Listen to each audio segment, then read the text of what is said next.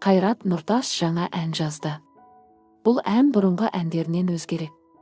Әнші әннің сөзінде, әнін де өзі жазған. Тыңдармандары Қайрат Нұртастың әнін өз өмірімен байланысты деп топшылады. Әні, сөзі өзімдікі. Жақында өздеріңізге жол тартады, иншаллах.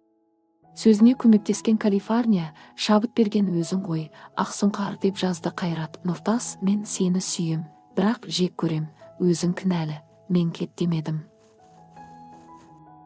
Мен еліме еркелегем, мендегі кінә ол, еліме еркелегенім деп келтірді ән мәтінін. Айта кетейік, Қайрат Нұртастың соңғы кезде әйелі Жұлдызбен ажырасып кеткен айтылды. Мұны анасы Айдарбекова да растады. Алайда Жұлдызды жұп кейіннен қайта бас қосты. Көпшілік оларды бірге болуға шақырды.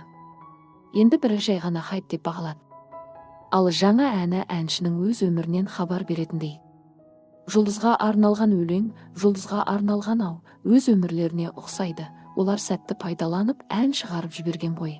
Бастысы бақытты болсын, қазір бірге ғой, аман болыңыз, әніңіз керемет, қашан шығады, сазгер бола бастадыңыз ба, тыңдауға жақсы екен деп жазды олар.